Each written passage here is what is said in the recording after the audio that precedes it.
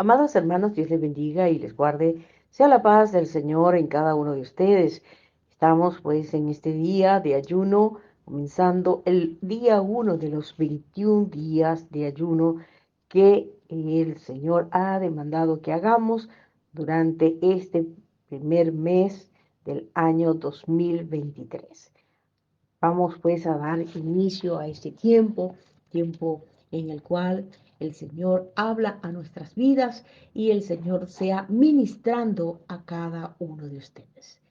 Vamos a orar y vamos a rendirnos en este momento delante de la presencia del Señor. Amado Dios, en este momento vengo delante de ti para darte gloria y honra a ti que solamente tú lo mereces, Dios. Eres tú el único Dios bueno, el único Dios juez justo, el único Dios de gracia, el cual nos has llamado de las tinieblas, de la oscuridad, de la perdición, de donde estábamos perdidos, para venir a tu luz admirable, para ser llamados hijos tuyos, para ser parte de ese reino de los cielos, para ser coherederos con nuestro Señor Jesucristo. Señor, no merecemos nada, pero aquí estamos delante de ti. Ahora sé tú hablando a la vida de cada uno de mis hermanos, sé tú ministrando en este momento en el nombre poderoso de Jesús. Glorifícate ahora, Señor, que tu palabra llegue al corazón de cada uno para transformarnos, para seguir, Señor, cual sin ser sobre la roca, Señor, haciendo de nosotros, esculpiendo en nuestras vidas, nuestros corazones, para que dejemos de esa imagen de lo que nosotros somos a venir a ser la imagen tuya, la imagen de tu Hijo Jesucristo. Gracias, Señor, por este tiempo. Ahora glorifícate en el nombre poderoso de Jesús. Bien, amados hermanos, este es un tiempo en el cual nosotros más que nunca tenemos que tener nuestras ideas claras, nuestra mente clara en lo que estamos haciendo, unos ayunos con convicción por lo que estamos haciéndolos. No como muchas congregaciones, mucha gente ya tiene un hábito de hacer los ayunos al comienzo del año, y sencillamente la congregación se mueve sin entender por qué estamos haciendo estos ayunos. Estamos haciendo estos ayunos porque el Señor demanda que nosotros estemos más a sus pies rendidos delante de Él y estemos en esa búsqueda de Él más que nunca, presentándonos delante de Él, porque Él viene precisamente a atender al pueblo suyo.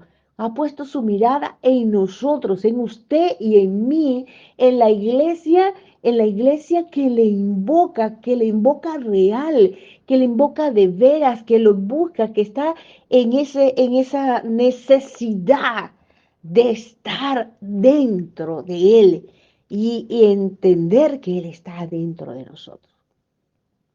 Es un tiempo en el cual los juicios se manifiestan reales.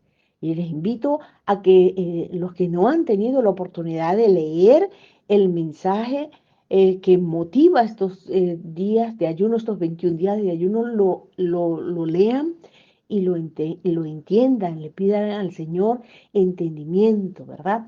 El Señor ha hablado con dureza, que es realmente esta palabra de este año, o sea, diciéndonos el Señor, no, es que este año que viene, ustedes vieron el 22 malo, pues el 23 y los que vienen adelante son aún peores, o sea que el tiempo que nosotros estamos esperando tan ansiosamente durante mucho tiempo así, diciendo, ay, sí, ya es la nueva Venezuela. No, hermanos, preparémonos, porque sucedió que la iglesia de Dios en el año 2022, al ver las cosas que estaban pasando, en vez de humillarse y quebrantarse aún más, se endureció aún más y se endureció aún peor.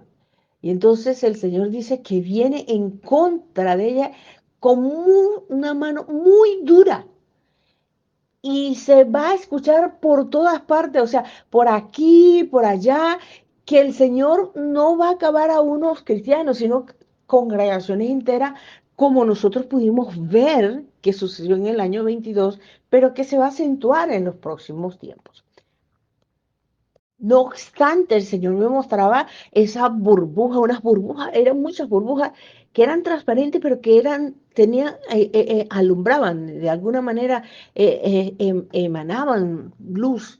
Y en esas burbujas estaba el remanente de Dios, estaba el remanente de Dios y Él me hizo entender, me dijo, o sea, me dijo, eso es gracia. O sea, las burbujas es gracia. Yo en un momento creí, estuve creída de que eso significaba que a nosotros no nos iba a tocar y al contrario, el Señor dijo, no, no, es que no va a ser así porque voy a permitir, o sea, que el pueblo mío también sea tocado, pero ese juicio que viene para mi pueblo va a ser como el crisol, donde meten el oro para meterlo al fuego, va a ser allí y de allí van a salir más relucientes. Y vamos a salir relucientes porque cada uno de nosotros vamos a pasar esas pruebas y las vamos a superar por la gracia de Dios. Esa burbuja mostraba la gracia de Dios y que la gracia de Dios es tan amplia, que nosotros no podemos entender ni comprender cómo es que nosotros estamos. Bien, en el libro de Efesios nosotros nos encontramos que Él, en Efesios 1 dice que Él nos dio vida y dice, Él nos dio vida cuando estábamos muertos en nuestros delitos y pecados. El Señor nos dio vida, nosotros estábamos muertos. Hay una condición de muerto y una condición de vida. Nosotros no entendemos esa, no habíamos entendido, muchos no entendemos, nos arrepentimos, vamos, acepto al Señor, a Jesús en mi corazón y escribe mi nombre en el libro de la vida y hasta allí. No, no, eso no es. Es que nosotros en el momento en que le damos la apertura al Señor en nuestras vidas y dejamos que Él venga a morar en nuestro corazón, nosotros pasamos de muerte a vida. Y significa que en la humanidad entera toda está muerta. Todos nuestros seres queridos, todos nuestros seres que amamos, nuestros compañeros de trabajo, ellos están muertos. Y nosotros tenemos que tener la convicción y estar conscientes de que ellos están muertos, aunque los vemos vivos, como las rosas que nos llevan un ramo de flores, un ramo de rosas a nuestra casa, el Día de las Madres, el día del cumpleaños, y vemos esas rosas preciosas allí, preciosas con sus colores, preciosos, pero resulta que esa rosa está muerta. Así es la condición del hombre en toda la plenitud. Todos nuestros amigos, compañeros, que nadie conoce al Señor, están muertos. Y allí, en esa condición de muerto, el Señor dice que nos dio vida. Ahora nosotros vivimos, no somos muertos, en los cuales anduviste, dice la palabra, en otros tiempos, en esos delitos y pecados que era la condición, o sea, el resultado de que nosotros estábamos muertos, o sea, simplemente vivimos en delitos y en pecados. Ahora bien, cada uno de nosotros vivimos y ahora esa era una condición antigua. Pero ¿qué sucede con la iglesia de hoy en este tiempo? Es que la iglesia sigue como en lo mismo, sigue en lo mismo. Antes estaban en esa condición de delitos y en pecado. Pero ahora el Señor reprocha, constantemente nos confronta y nos dice, bueno, ¿y qué les ha pasado a ustedes? Mi ira se viene sobre las iglesias, mi ira se viene sobre los que dicen que son cristianos. Y entonces, ¿por qué? Porque volvimos a la condición anterior, volvimos a, a querer meternos en esa tumba, a querer estar allí, metidos en la muerte. Nosotros vivíamos en otros tiempos, en los deseos de nuestras carnes, haciendo la voluntad de la carne y de los pensamientos, y éramos de la naturaleza de ira. Y entonces, ¿por qué, mi hermano, si eso era antes, por qué seguimos llenos de ira? ¿Por qué hablamos mal? ¿Por qué somos unos mal hablados? ¿Por qué somos unas personas que cuando nos dicen algo explotamos en ira, griterías, en peleas, en disensiones? ¿Por qué seguimos en lo mismo? Si eso era la condición de pasado. Ahora nosotros vivimos en un tiempo en que se extiende la gracia de Dios, pero el Señor dice que tiene su vara, su espada desenvainada, tiene su espada desenvainada para acabar, para destruir. Sus juicios vienen sobre Venezuela, sus juicios vienen sobre la iglesia por causa del pecado, pero nosotros seguimos en lo mismo. Este libro de Efesios es tremendo y nos habla de esto y nos dice, bueno, ustedes, eso era el pasado, entiendan hoy el presente de ustedes es vivir una vida en santidad, una vida en rendición, una vida en Él. Y solo me decía el Señor realmente que los que le buscan, los que están realmente fijando su mirada en el Señor, que no tienen su mirada en otra cosa, que su Dios es Él, entonces están metidos dentro de esa cobertura, esa protección. Yo le decía al Señor, pero se acabó, ¿cómo va a ser? No, nosotros no vamos a ser tocados por nada lo que viene. Sí, ustedes van a tener aflicciones, van a tener todo las situaciones que se presentan, pero la diferencia de ustedes es que ustedes van a estar plantados en mí y yo voy a guardar su alma, yo voy a guardarles a ustedes por esa gracia que voy a extender a la vida de cada uno.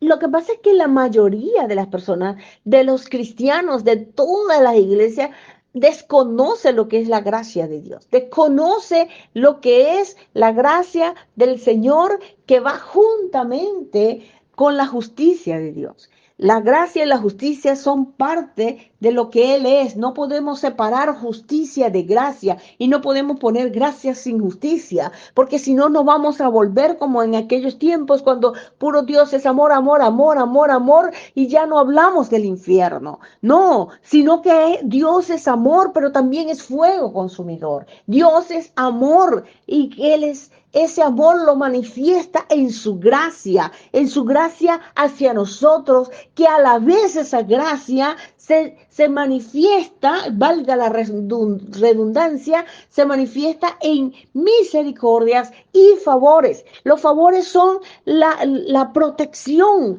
el cuidado, la atención y todo lo que el Señor hace para favorecer a los suyos, para favorecernos, ¿sabe?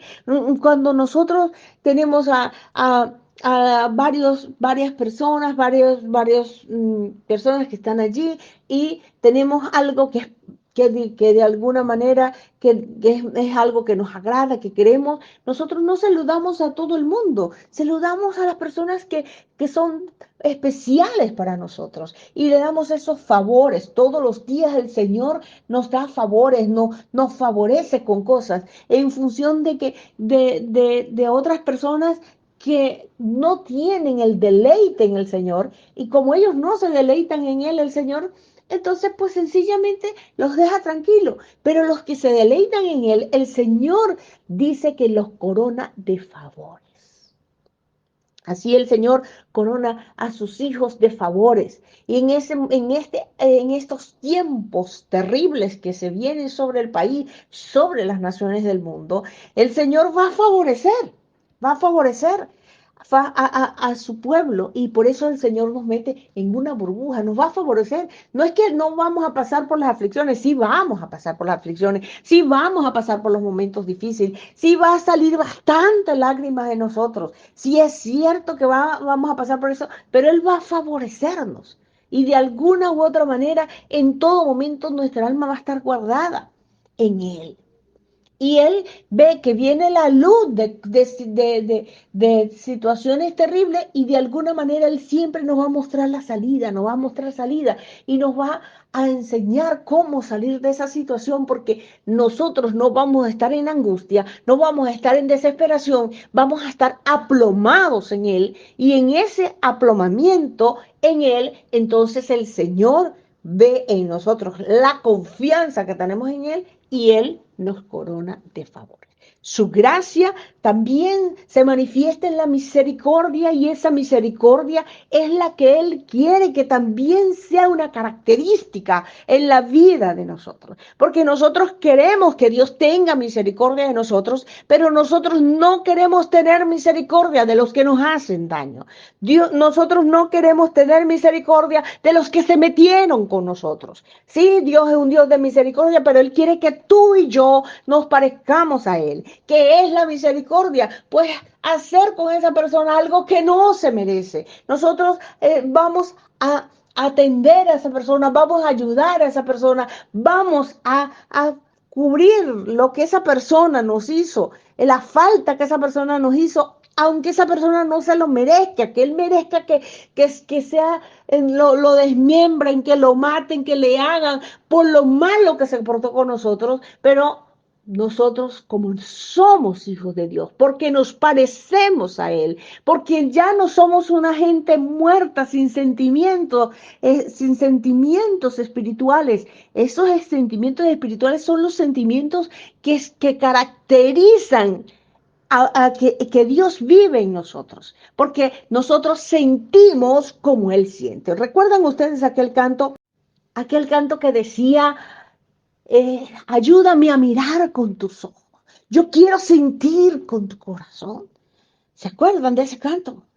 Bueno, eso es real, eso es lo que nosotros tenemos que hacer. Mirar con los ojos del Señor, sentir como Él siente.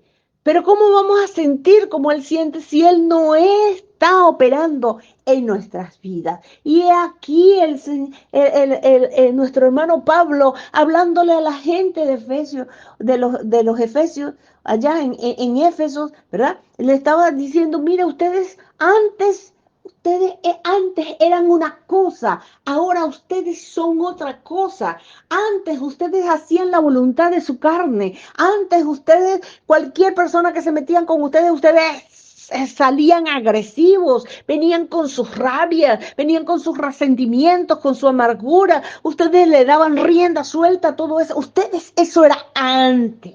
Ahora ustedes son hijos de Dios, ahora son hijos de la vida, ahora ustedes no están muertos, ustedes no están metidos en sus delitos y pecados. La forma de ustedes ser ahora es una forma diferente que cada vez se va a parecer a ese Jesús cada día.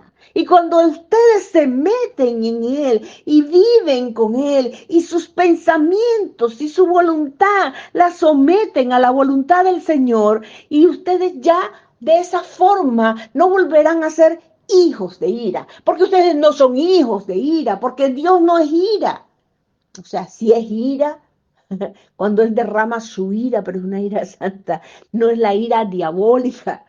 Eso, y quiero que lo entiendan, ¿verdad? Nosotros no somos hijos de ira. La naturaleza de hijos de ira que se mueve por las rabias. ¿Cuántas veces explotamos por las situaciones? Altos niveles de estrés. ¿Por qué tenemos tanto estrés? ¿Por qué tienes tanto estrés, hermana o hermano? ¿Por qué? Porque no tienes la confianza en el Señor.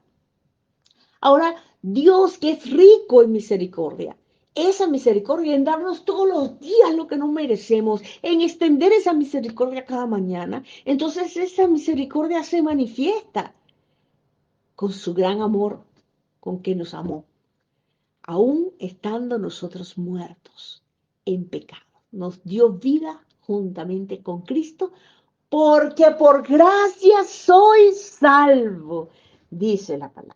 Pero todo el mundo se sabe ese texto 8, porque por gracia sois salvos por medio de la fe, y esto no es de vosotros, pues es don de Dios, no por obras, para que nadie se gloríe. Pero eso lo sabemos, pero no lo sabemos así, literal, así como una letra hueca. No, cuando estamos conscientes de lo que significa la gracia, amamos la gracia de Dios y estamos nosotros conscientes de que nada merecemos y que todo lo que tenemos lo tenemos por gracia y vemos cómo la gracia de Dios se manifiesta en nuestros hijos, en nuestros esposos, en nuestra familia, en nosotros, en nuestros trabajos, en todo lo que hacemos y decimos, vaya, yo no merezco esto, Señor, pero aquí estoy. Y se levanta en mí un espíritu de gratitud, se levanta en mí una gratitud que se desborda porque yo entiendo que lo que no tengo, que lo que yo tengo no lo merezco.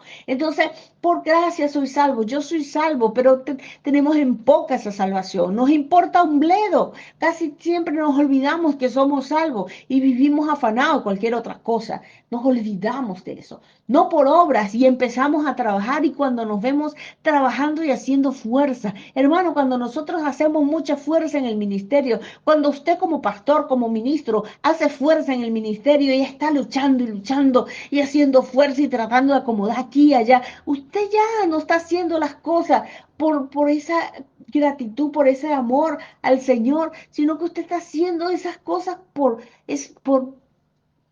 activismo y empieza entonces a enorgullecerse y decir yo sí hice en la iglesia, yo sí hago yo esto, mira el hermanito que no vino y lo que pasamos toda la semana haciendo los preparativos para el aniversario de la iglesia y ahora ellos vienen tranquilitos y ahora sí el hermano adorador cantando y no hizo nada, lo único que vino es ahí a exigir porque no habían hecho esto y aquello. Dígame si eso no es verdad y si no se ocurre en la iglesia de ustedes, pero en la mía ocurría bastante y ocurre en alerta y ocurre en todo, porque es así como nos ponemos a darle valor a las obras que hacemos. No, las obras es el resultado del amor y de la fe y de la gracia del Señor, eso es la obra. O sea, la obra no tiene sentido, no tiene valor y es hueca y es una pérdida de tiempo. Yo les insto a todos ustedes que si ustedes van a trabajar obligados en la obra del Señor, pues no trabajen porque eso no les va a servir de nada.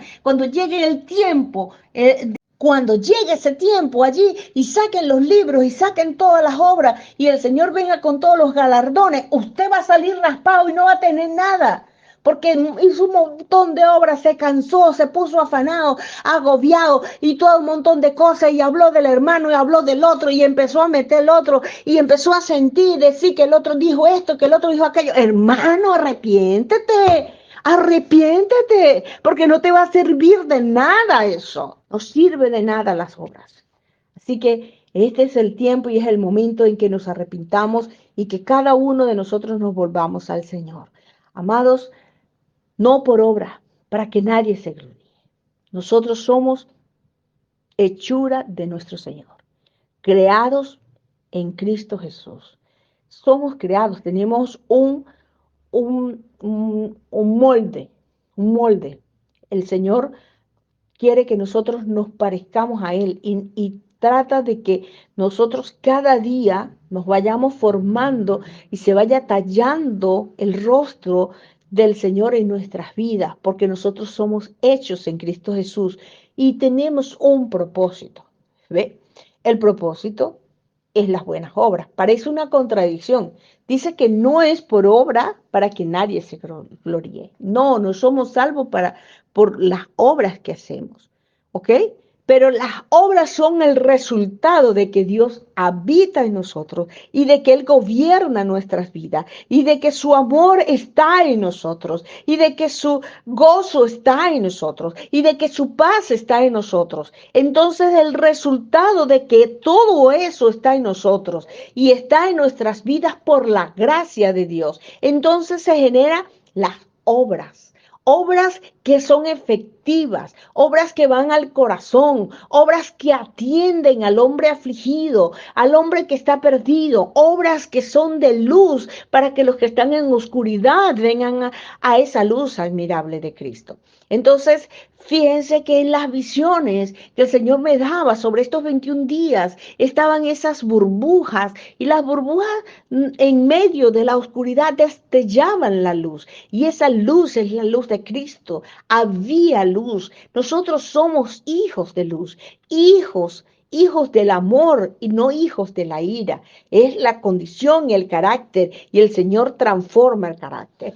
¿Qué quiere el Señor en este nuevo tiempo, en los cuales vienen cosas más terribles de las que hemos visto en estos últimos años, y vienen cosas más difíciles, y cada uno de nosotros vamos viviendo y experimentando eso? Quiere el Señor también que nuestro carácter sea transformado, sea transformado. Bien, es el tiempo de que cada uno de nosotros tomemos este espacio, estos 21 días, especialmente para rendirnos. Yo sé que el Señor va a agarrar el hisopo, ¿verdad? Ese hisopo, y va a empezar a revisar los rinconcitos de nuestro corazón, porque así como estamos, no damos la talla todavía. Necesitamos rendirnos aún más al Señor. No hacer más obras, no hacer más cosas, no hacer más activismo en la iglesia, sino rendirnos más delante de Él. Vamos a orar. Oremos, Señor, en este momento que vengo delante de ti, porque reconocemos delante de tu presencia que no somos lo que tú quieres que seamos. Aún falta mucho, Señor. Aun cuando tú has venido cambiando, transformando la vida de cada uno de nosotros de una manera sustancial, todavía falta mucho. Señor, entendemos que los tiempos son duros y terribles, y que vienen cosas más terribles aún. Pero sin ti nada podemos hacer. Hoy oro por mis hermanos, oro por cada uno de los siervos tuyos, tu remanente, que anda buscándote de veras. Señor, en este momento clamo por ellos, para que seas tú ministrando. Escucha, pueblo mío, lo que te digo ahora. No fijabe halsa. Yika amen de fil fijar. Biko amen de fil. Yo he venido a mi fin bajado, trabajando en la vida de ustedes. Los he venido metiendo, y ahora se saben. Ustedes se ven, están como en un como en una lavadora. Y los meto en un ciclo, y los meto en otro ciclo, y los meto en otro ciclo. Porque voy limpiando, sacando,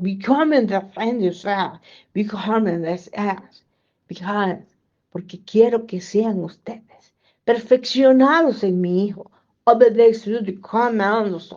Y quiero que también ustedes puedan sostenerse en medio de los tiempos difíciles.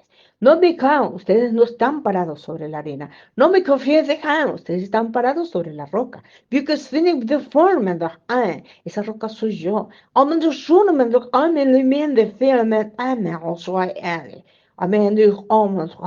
Porque hay cosas que vienen.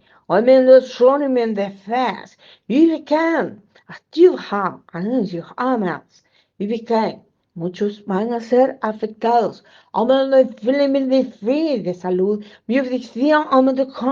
Van a ser afectados en situaciones fuertes. De fe. ¿Están listos, papá? Yo he creído en ustedes. Y sé que ustedes han puesto su confianza en mí. Y así como está, así como es, el tiempo, difícil, ustedes,